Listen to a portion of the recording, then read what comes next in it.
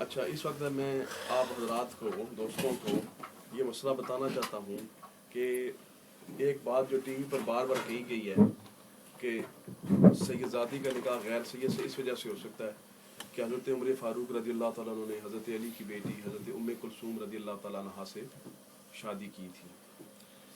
तो जिस वक्त वो ये मसला बयान करते हैं और कहते हैं कि हज़रत उमर फ़ारूक रज़ी अल्लाह तआला अन्हु ने हज़रत अली की बेटी से शादी की, तो वजह उसकी ये पेश करते हैं, वजह उसकी ये पेश करते हैं कि हज़रत फ़ारूक आज़म रज़ी अल्लाह तआला ने फरमाया था कि मैं ये शादी इसलिए करना चाहता हूँ ताकि मैं ये शादी करके नबी पाक अलैहिस्सलाम का वो जो वादा है कुल्लु सबबी व नसबी यनक़ती यौमुल क़ियामत इल्ला सबबी व नसबी, कि क़यामत के दिन सारे रिश्ते हस्ब व नसब के, सबब और नसब के वो ख़त्म हो जाएंगे, टूट जाएंगे, सिवाय मेरे सबब और मेरे नसब के। मेरा जो ताल्लुक़ है, मेरा जो रिश्ता है वो कायम रहेगा। तो मैं नबी पाक अलैहिस्सलाम के इस सबबी रिश्ते में मुंसलिक होना चाहता हूँ। उसके लिए हमारे क़िबला मुफ्ती ग़ुलाम रसूल साहब जमाती रहमतुल्लाह तआला अलैह उन्होंने इस रवायत को अपनी किताब हस्ब व नसब जिल्द अव्वल में सफ़ा नंबर 130-131 पर बयान किया। हम उस पूरी रवायत को आपके सामने पढ़ते हैं ताकि पता चले कि ये रवायत क्या है और इससे जो नताइज निकलते हैं वो क्या हैं। फिर खुद ब खुद पता चल जाएगा कि क्या फ़ारूक आज़म रज़ी अल्लाह तआला अन्हु ने हज़रत अली अलैहिस्सलाम की साहबजादी हज़रत उम्मे कुलसूम सलामुल्लाह अलैहा से शादी की भी थी। ये एक झूठी बात है। रवायत सुने, रवायत सुनकर एक मुसलमान कलमा पढ़ने वाला बंदा खुद ही ये कहेगा यार ये नहीं हो सकता।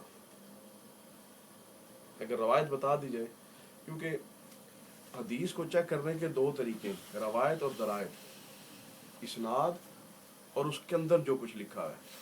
तो आपके पास आके कोई बंदा ये कहे कि मैंने आपकी शॉप में देखा, फलाना बंदा काम कर रहा था, फलाना बंदा काम करता था, साथ फलाना खड़ा हुआ था, ये टाइम था।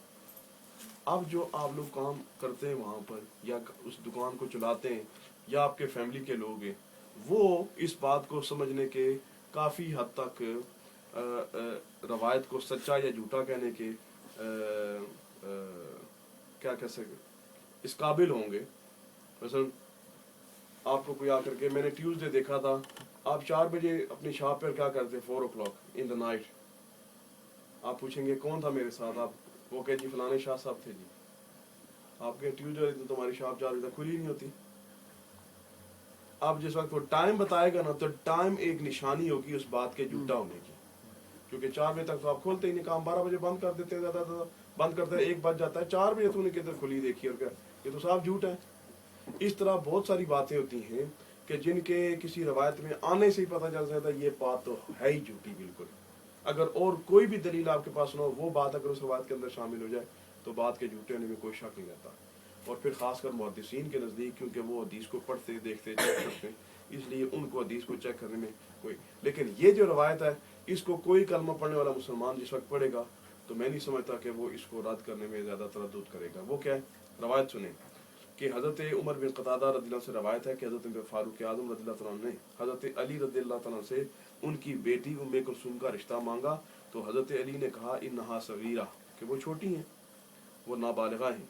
तो हज़रत उमर ने कहा कोई हर्ज नहीं, यहाँ तक कि हज़रत उमर ने इसरार किया, बार बार कहा नहीं मुझे शादी मुझे कराएं। तो हज़रत अली ने उम्मे कुलसूम को हज़रत उमर के घर भेज दिया, उनका मेरी शादी से कराएं। उन्होंने हज़रत उम्मे कुलसूम अपनी बेटी को, जो बहुत छोटी, जिनको कह रहे थे कि नाबालिगा या छोटी हैं, उनको कहा जाओ तुम उमर फारूक के घर चली जाओ। हज़रत उमर ने उम्मे कुलसूम की तरफ अपना हाथ बढ़ाया, तो उम्मे कुलसूम ने कहा अतफ़अल हाज़ा लौला इन्नका अमीरुल मोमिनीन लकसरतु अनफ़क, अगर तू अमीरुल मोमिनीन ना होता तो मैं तेरी नाक तोड़ देती। ये तू क्या करता है, अगर तू अमीरुल मोमिनीन ना होता तो मैं तेरा नाक तोड़ देती। फिर उम्मे कुलसूम वहाँ से निकल आई और अपने वालिद माजिद हज़रत अली से कहने लगी कि अतबासुनी इला शैखिन, क्या आपने मुझे ऐसे बूढ़े के पास भेजा है, जबकि क़िबला मुफ्ती साहब ने नीचे लिखा है कि असल रवायत में ये लिखा हुआ है कि अतबासुनी इला शैखिन सूइन, क्या तुमने मुझे इतने बूढ़े और इतने गलत बुरे आदमी के पास भेजा है। تو حضرت علی نے کہا یا بنیا فإنہ زوجک، اے بیٹی وہ تیرا خامد ہے. اور دوسری روایت ہے انہا قالت لولا امیر المومنین لتمست عینک، کہ اگر تو امیر المومنین ہوتا تو میں تیری آنکھ پھوڑ دیتی، یعنی آنکھ نکال دیتی، آنکھ توڑ دیتی. یہ ایک روایت. دوسری روایت یہ ہے کہ حضرت جعفر بن محمد سے ہے کہ حضرت عمر فاروق نے حضرت عمر علی سے حضرت ام کلثوم کا جب رشتہ مانگا تو حضرت علی نے کہا میں نے اپنے بھائی جعفر کے بیٹے کو ام کلثوم کا رشتہ دینا ہے. لیکن عمر کے اصرار پر حضرت علی نے عمر کو حضرت عمر فاروق کو اپنی بیٹی کا رشتہ دے دیا.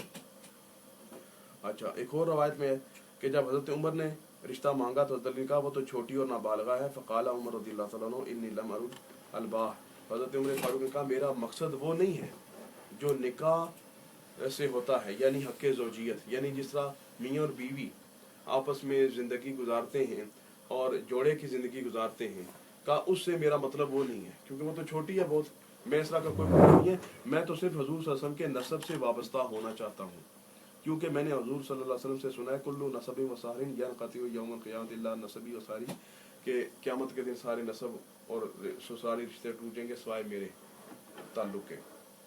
اس وجہ سے میں نے سوچا. اب اگلی بات دوسری ایک اور روایت، یعنی یہ مختلف نیریشنز ہیں جو لوگوں نے بتائی کی ہے، ان کو حضرت مفتی صاحب نے پہلے بیان کیا. کوئی یہ نہ کہے کہ ہم نے روایت بیان نہیں کی تو اپنی طرف سے کوئی بات، روایتیں ساری انہوں نے بیان کی ہیں. بہرحال اب آپ کو یہ بات تو سمجھ میں آ گئی کہ بہرحال یہ روایتیں ہیں، یہ نیریشنز ہیں. اس کو وہ کہتے ہیں کہ بلا مفتی صاحب اب اس پر بات کرنے لگے. مفتی صاحب فرماتے ہیں کہ پہلی بات تو مجھے یہ بتائیں کہ کیا ایسا ہو سکتا ہے، میں یہ بات کہتا ہوں، آج میں آپ لوگوں سے پوچھتا ہوں، اس وقت کوئی مسلمان کسی دوسرے مسلمان سے اس کی بیٹی کا رشتہ مانگے اور بیٹی کو پتہ ہی نہ ہو کہ میرا باپ مجھے کدھر بھیج رہا ہے، اور باپ اپنی بیٹی کو ہونے والے خاوند کے گھر بغیر کسی وجہ کے کہہ جاؤ تو اس کے گھر چل گیا؟ کبھی ایسا ہوا ہے؟ نہیں. تو جس روایت میں یہ پایا جائے کہ واپس آ رہی ہیں تو اب بتا رہے ہیں کہ وہ تو تیرا خامند ہے، بیٹی کو پتہ ہی نہیں اور وہ ہے بھی نابالغہ. چلو نابالغہ نہ وہ چھوٹی ہو، ہمیں چھوٹی ہونے پہ اعتراض نہیں ہے، ہمیں یہ ہے کہ کوئی آج کے دن میں بھی کوئی باپ اپنی بیٹی کو اس طرح بھیجتا ہے. یار اگر تمہاری غیرت یہ قبول کرتی تو علی کی غیرت سے کیوں نہیں تم نے یہ امید کر لی کہ اس کی غیرت قبول کرے گی کہ وہ اپنی ایک چھوٹی بیٹی کو اکیلے کسی ایسے مرد کے گھر بھیج دے جس کے ساتھ وہ شادی کرنا چاہتا ہے؟ رخصتی کا کوئی طریقہ نہیں ہے، نکاح کوئی نہیں ہوا کرتا، اس طرح بھیج دیا. اور پھر آگے دیکھیں حضرت فاروق اعظم کے بارے میں کہ حضرت فاروق اعظم رضی اللہ تعالیٰ عنہ کے گھر وہ آتی ہیں تو ابھی کوئی بات نہیں. ایک طرف سے وہ کہہ رہے ہیں کہ میں ان سے رشتہ اس وجہ سے کرنا چاہتا ہوں کہ میں نبی پاک کے ساتھ تعلق قائم کرنا چاہتا ہوں، میں ان کے ساتھ جوڑے والا وہ تعلق نہیں قائم کرنا چاہتا جو عام طور پر میاں اور بیوی کا ہوتا ہے، میں تو صرف نبی پاک کے تعلق کے لیے. اور ادھر اس روایت میں یہ ہے کہ جیسے ہی وہ آتی ہیں ان کے ساتھ ان کی طرف ہاتھ بڑھاتے ہیں اور اس بری طرح ہاتھ بڑھاتے ہیں کہ حضرت ام کلثوم اس کو ناپسند فرماتی ہیں اور کہتی ہیں کہ اگر تم امیر المومنین ہوتے تمہاری ناک توڑی، تمہاری میں آنکھیں نکال دیتی. تو پھر معاذ اللہ یہ حضرت عمر فاروق رضی اللہ پر جھوٹ ہوگا کہ نہیں؟ ایک طرف سے وہ حضرت علی کو کہہ رہے ہیں کہ میں ان کے ساتھ کوئی تعلق نہیں بناؤں گا، صرف بیوی بناؤں گا، اور دوسری طرف سے وہ آتے ساتھ ان کے ساتھ ایسا تعلق. یہ حضرت عمر فاروق کی شان کے مطابق بات ہے. اچھا، اب اس لیے ہمارے مفتی صاحب نے یہ فرمایا ہے، آپ فرماتے ہیں کہ دراصل یہ وہ لوگ جو حضرت عمر فاروق یا صحابہ کرام کے دشمن ہیں نا، انہوں نے یہ روایت گھڑی ہے. جیسا کہ رافضیوں کی کتابوں کے انہوں نے حوالے دیے کہ ان کی کتابوں میں یہ بات پائی جاتی ہے، ان کی کتابوں میں یہ بات پائی جاتی ہے، کیونکہ وہ یہ بتانا چاہتے تھے کہ جس طرح ان لوگوں نے، یعنی وہ رافضی جو لوگ ہیں جو کہتے ہیں کہ جس طرح حضرت ابو بکر صدیق رضی اللہ تعالیٰ عنہ اور حضرت عمر فاروق رضی اللہ تعالیٰ عنہ ان لوگوں نے خلافت زوری کھینچی تھی نا حضرت علی سے، اس طرح انہوں نے ان کی اولاد پر بھی جبر کیا ہے، زوری ان سے زبردستی کی ہے، جیسا کہ وہ یہ شادی ثابت کرنا چاہتے ہیں حضرت عمر فاروق کی حضرت ام کلثوم کے ساتھ. انہوں نے یہ وضع کی ہے، جھوٹی بنائی ہیں تاکہ لوگوں کو ہم بتا سکیں کہ انہوں نے خلافت پر بھی زوری قبضہ کیا ہے اور انہوں نے اتنا جبر اور اتنا ظلم کیا کہ ان کی اولادوں کو بھی معاف نہیں کیا. تو یہ ہمارے لے کے تو پکڑ کے اس کو بیٹھ کے محبت کی نشانی کے طور پر، محبت اس طرح ہوتی ہے.